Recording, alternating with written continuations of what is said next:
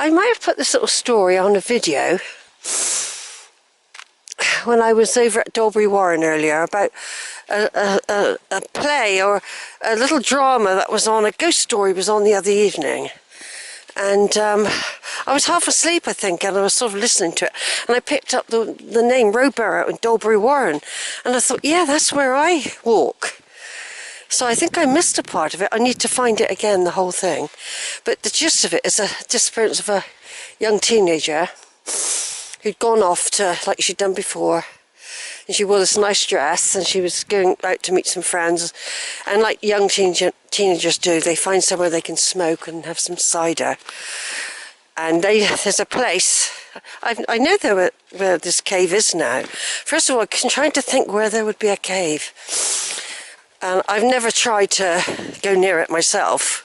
It is partially fenced off. But apparently this girl, I think that, I can't remember if the others were waiting and she never arrived, something like that. She disappeared en route, which wasn't very far away, apparently, from where they lived.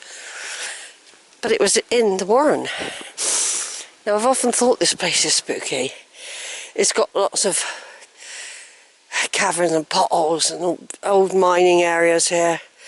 And it's got a lot of history of mining and, you know, people's lives and everything like that.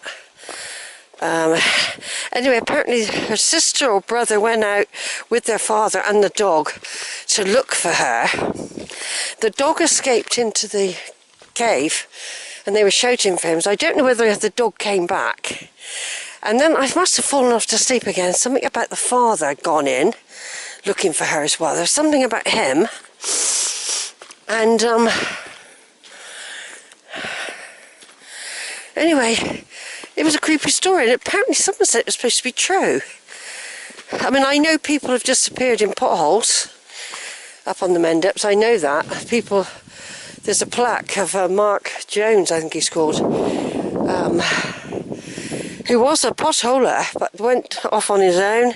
He never came back, or he didn't come out with the others, and they never would lock that pothole just in case he wanted to come back, you know. Now, I've got a decision to make here. I don't know whether to go on to the next. I think there's one here where I go up and I just more or less parallel the one I've done, or I go on to a next one and get up higher. I think I've always wanted to do that and I keep forgetting to do it. But it does mean walking a bit further, I think. If not, we'll have, if I've got it wrong, it means I should really have come back and walked that way. But it's the next level I wanted to get up on. Now, with some of my videos now and again now, I've done it in the past as well, I'm adding some Creative Commons music to some of the walk. So sometimes there's a quiet moment, I think, oh, I could put music to that. It's quite good actually. It allows me to be quiet and you not to put up my voice. Oh, I just met some people there, all very much enjoying the weather, all dressed up, because you can't tell. You could go out. I mean, I saw some runners, obviously they had shorts and t-shirt on, let's hope. They didn't have a bag, so to me they weren't carrying any first aid kit or, you know, something just in case, like a black bag. A black bag is so useful for keeping you warm, dry, all sorts of things. So I've met some, you know, happy, friendly people. Now I'm hoping when I get along here a bit, I mean, I come up high because I didn't want to do a very narrow, bumpy, mucky path just down there, which is all right in the summer. But I want to get up on the higher route today. The one good thing, there's always a bus somewhere out this part of the Mendips anyway that you can get. I'm just thinking of the future when when possibly I won't have a car again, you know. I know that is a possibility. You know, I'm retired. I can't really... If it was my family that bought me the car. See, I could have come out from down there. But no, I want to get up a bit higher. Now, this could be a mistake I've done now, coming up here. I am hoping there is going to be another route going up.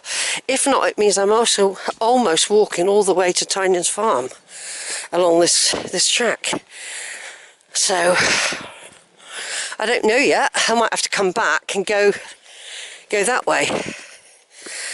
I haven't done it for such a long time. I can't remember the path I've got to get on. But I know this path, and it takes me to Tiny's farm. But the thing is, I always had this feeling that there would be a path that would take me up there. I just can't remember, but I still think there is. But we've got quite a walk up here, which I've probably forgotten.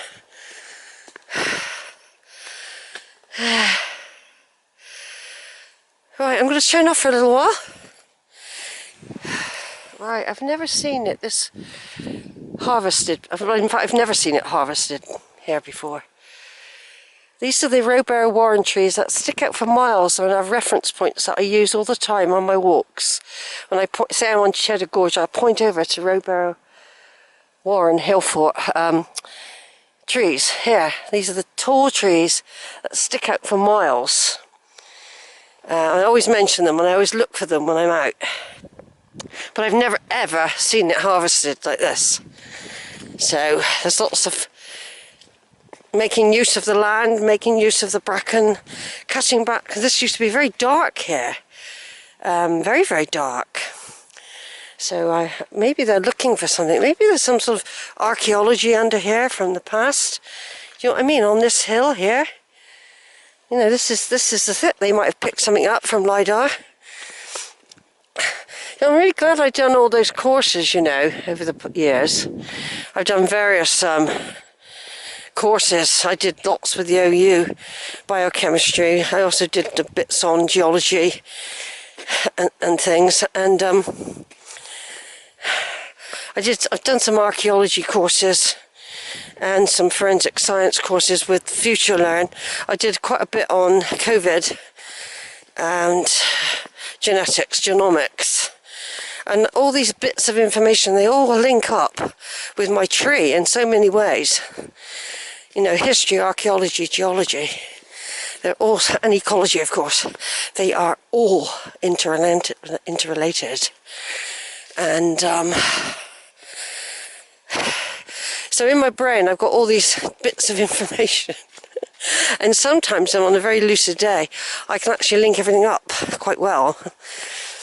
But I haven't got the same retention I had when I was younger, when I could easily memorise 6 3,000-word essays. I could memorise them. I had that ability in the past.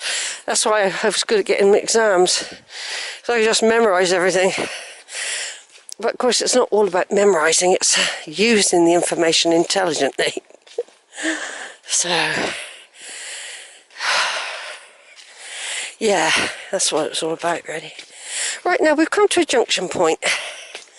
I don't know what got me onto that, but it was just seeing that open land back there. I just was questioning why. Now this is the junction point. If you go straight across, it takes you to Tynan's farm. If you wanted to go to Cheddar and all that, you go that way. The Mendip way, you go that way. If you're doing that walk, and I'm going to be going up here. So I was right about this track, which I haven't done for a long time. Now if you go that way, that would take you back down. If you want to go to Shipham, you cross a big dangerous Shipham Road back there. And then you can also get to Winscombe that way. On the West Mendip Way will take you down there. But I wanted to get up higher today because I'm doing Rowberrow and Dolebury, not the Hill Fort. I've done that in the summer. But I wanted to come up close to my big trees, my reference points, the tall pines of Rowberrow Warren. that stick out for miles. So I'm going to turn off for a minute, so that's what I'm doing. I'll turn on again when I get up there. I need to take photos. Right, folks, Forestry of England, an ancient hill fort named Rowberrow Camp. So not Dolebury Hill Fort, this is Rowberrow Camp. This is why all this time these trees have been of such significance. They're like the crown, aren't they? They're like the crown on top of the hill. And marked here for a reason. It's a scheduled monument. And these are probably part of the... You get these defence slopes that go down on hill forts. And you get vallums and stuff like that, you know. And I'm probably walking on one. So imagine, you know, I don't know, 3,000 years ago, the Iron Age people walking out there on air like this. Wow, that's amazing. So I've been coming out here for ages thinking Dolebury Warren Hill Fort, which is called Dolebury Warren Hill Fort, but often to refer to as Rowberrow Hill Fort. But no, this is the ancient hill. This is the ancient hill fort here, Rowberrow Camp. Now that gives me something to look up later. So you can see how ancestry, your tree, your culture, societies, different eras in time, how they all are linked to you. You know, it's fascinating. So much to learn. I mean, I could do with another lifetime to get really stuck in. I mean, some people get stuck in, but they're only examining a microcosm of areas. It's like them. You know, some people specialise in bones, other people who I know, they're into seeds, you know, and the importance of seeds and diversity and biodiversity and genetics, and they're into that. That's one area. And of course, often when they do archaeological finds and dig up burials, all sorts, they can often find seeds, don't they? The remains of seeds. God, I'm glad I've come up here, because I haven't been up here for a while on this particular path for a long time. On this particular path of my beautiful Rowberrow trees. Giant Christmas trees. That's what they are. And look at that view. I can see right over to my Dowsborough Hill Fort, right in the distance on the Quantock Hills. How exciting is that? When I was over there a week ago on my lovely hills. And sometimes you can just about see the Mendip sometimes on a good day when you're right over there on the Quantocks, right over I'm talking about, not just this hill here, right over in the distance. I'll just zoom in, but like I say, this camera's no good for zooming, unfortunately. So, but right over there somewhere is my beautiful Quantock Hills, which I love. I love them. And I don't know if that's still on zoom. I really do need to get another camera, you know. But lovely view here. Oh, God, it's so beautiful, everything. There's over there you've got the West Mendip Way and all that. And over that hill there you'll have Cheddar and Axbridge Reservoir and Shoot Shelf Hill where the aerial sticks up there. There's just so much to see. And Sandford Hill right over in the distance. You've got Waverley Down right in the distance. Then you'll have Banwell Wood. You'll have Banwell Hill Fort, much smaller and more like a plateau. And all this land was once occupied by our ancestors. Our Iron Age, probably Bronze Age. The Romans would have got up here one way or another, even if they don't find anything. They would have examined this area. Now sometimes I like to wander in and out of a wood. You know, like get in and wander, you know. I'm not going to do that today because I'm too busy just exploring this main path today. But in the winter it's the best time because you don't get the ticks. You can also see clear. Things like that. Yeah, I'm in your territory, I know. I got to just stop a minute, take some more pictures. Over and out for a minute.